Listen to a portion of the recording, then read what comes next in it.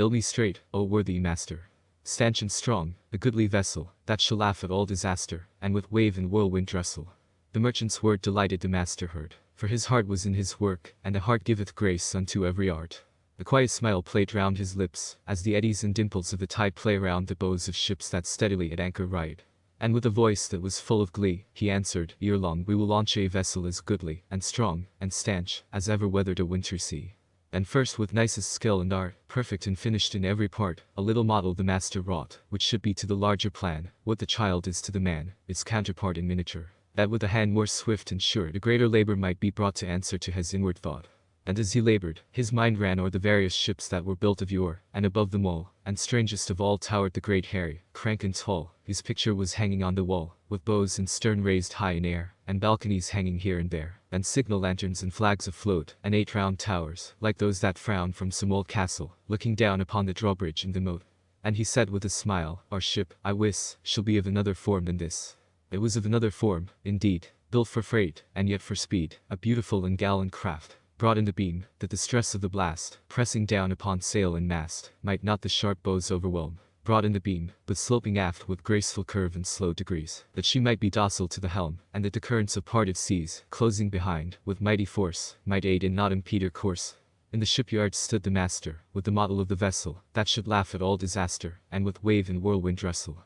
Covering many a rood of ground, lay the timber piled around, timber of chestnut, and elm, and oak, and scattered here and there, with these, the gnarled and crooked cedar knees, brought from regions far away, from Pascagala's sunny bay, and the banks of the roaring Roanoke. Ah, what a wondrous thing it is to note how many wheels of toil one thought, one word, can set in motion. There's not a ship that sails the ocean, but every climate, every soil, must bring its tribute, great or small, and help to build the wooden wall. The sun was rising o'er the sea, and long the level shadows lay, as if they too, the beams would be of some great, airy argosy, framed and launched in a single day. That silent architect, the sun, had hewn and laid them every one, ere the work of man was yet begun. Beside the master, when he spoke, a youth, against an anchor leaning, listened, to catch his slightest meaning. Only the long waves, as they broke in ripples on the pebbly beach, interrupted the old man's speech. Beautiful they were, in sooth, the old man and the fiery youth. The old man, in his busy brain many a ship that sailed the main was modelled o'er and o'er again. The fiery youth, who was to be the heir of his dexterity, the heir of his house, and his daughter's hand when he had built and launched from land, what the elder had it planned. Thus said he, will we build this ship? Lay square the blocks upon the slip, and follow well this plan of mine. Choose the timbers with greatest care, of all that is unsound beware, for only what is sound and strong to this vessel shall belong.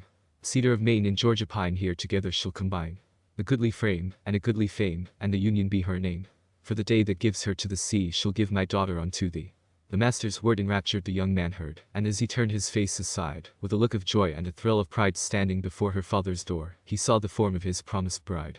The sun shone on her golden hair, and her cheek was glowing fresh and fair, with the breath of morn and the soft sea air. Like a boateous barge was she, still at rest on the sandy beach, just beyond the billow's reach, but he was the restless, seething, stormy sea. Ah, how skilful grows the hand, that obeyeth love's command. It is the heart, and not the brain, that to the highest doth attain, and he who followeth love's behest far excelleth all the rest. Thus with the rising of the sun was the noble task begun, and soon throughout the shipyard's bounds were heard the intermingled sounds of axes and of mallets, plied with vigorous arms on every side, plied so deftly and so well, that, ere the shadows of evening fell, the keel of oak for a noble ship, scarfed and bolted, straight and strong, was lying ready, and stretched along the blocks, well placed upon the slip. Happy, thrice happy, every one who sees his labor well begun, and not perplexed and multiplied, by idly waiting for time and tide.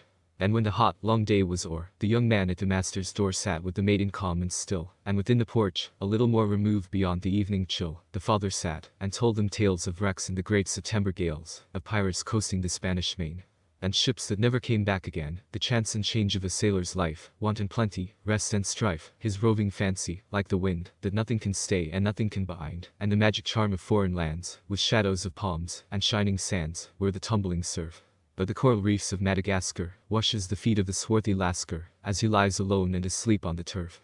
And the trembling maiden held her breath at the tales of that awful, pitiless sea, with all its terror and mystery, the dim, dark sea, so like unto death, that divides and yet unites mankind. And whenever the old man paused, a gleam from the bowl of his pipe would awhile illume the silent group in the twilight gloom, and thoughtful faces, as in a dream, and for a moment one might mark what had been hidden by the dark, that the head of the maiden lay at rest, tenderly, on the young man's breast. Day by day the vessel grew, with timbers fashioned strong and true, stemson and keelson and sternson knee, till, framed with perfect symmetry, a skeleton ship rose up to view. And around the bows, and along the side the heavy hammers and mallets plied, till after many a week, at length, wonderful for form and strength, sublime in its enormous bulk, loomed aloft the shadowy hulk. And round it columns of smoke, upwreathing, rose from the boiling, bubbling, seething cauldron, that glowed, and overflowed with the black tar, heated for the sheathing.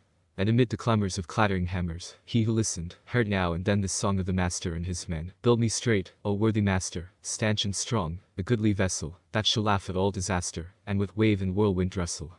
With oak and brace and copper band, lay the rudder on the sand, that, like a thought, should have control over the movement of the hull, and near it the anchor, his giant hand would reach down and grapple with the land, and immovable and fast, hold the great ship against the bellowing blast.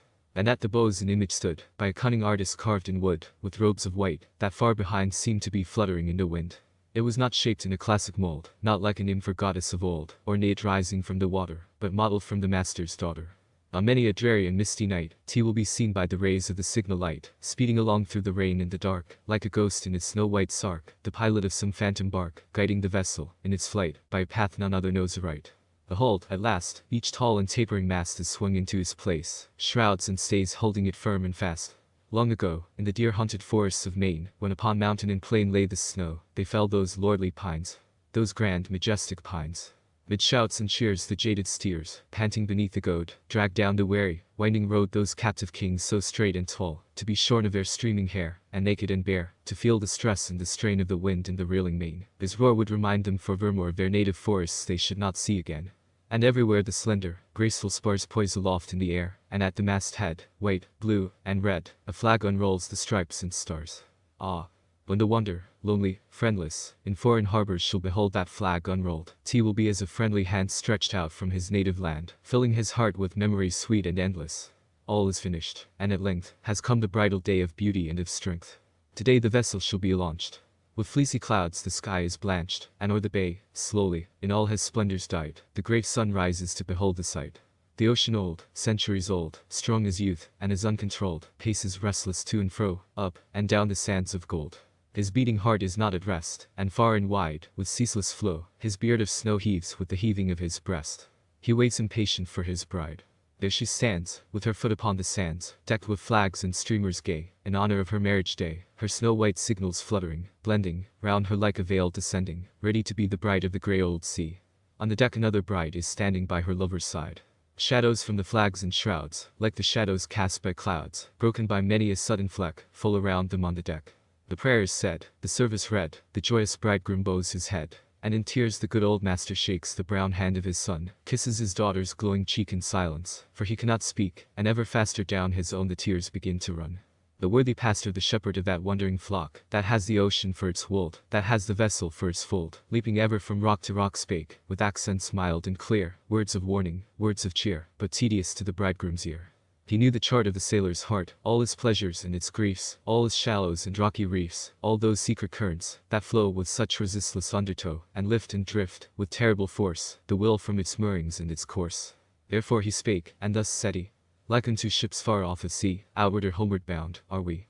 Before, behind, and all around, floats and swings the horizon's bound, seems at its distant rim to rise, and climb the crystal wall of the skies, and then again to turn and sink, as if we could slide from its outer brink. Ah! It is not the sea, that sinks and shelves, but ourselves that rock and rise with endless and uneasy motion, now touching the very skies, now sinking into the depths of ocean. Ah! Of our souls, the poison swing like the compass in its brazen ring, ever level and ever true to the toil, and the task we have to do, we shall sail securely, and safely reach the fortunate isles, on whose shining beach the sights we see, and the sounds we hear, will be those of joy, and not of fear. Then the master, with a gesture of command, waved his hand. And at the word, loud and sudden there was heard, all around them and below, the sound of hammers, blow on blow, knocking away the shores and spurs. And see, she stirs. She starts, she moves, she seems to feel the thrill of life along her keel, and, spurning with her foot the ground, with one exulting, joyous bound, she leaps into the ocean's arms. And lo! From the assembled crowd there rose a shout, prolonged and loud, that to the ocean seemed to say, take her, O bridegroom, old and grey, with all her youth and all her charms. How beautiful she is! How fair she lies within those arms, that press her form with many a soft caress of tenderness and watchful care. Sail forth into the sea, O ship. through wind and wave, right onward steer. The moistened eye, the trembling lip, are not the signs of doubt or fear. Sail forth into the sea of life, O gentle, loving, trusting wife, and safe from all adversity upon the bosom of that sea thy comings and thy goings be. For gentleness and love and trust prevail o'er angry wave and gust, and in the wreck of noble lives something immortal still survives. Thou, too, sail on, O ship of state. Sail on, O Union, strong and great. Humanity with all its fears, with all the hopes of future years, is hanging breathless on thy fate.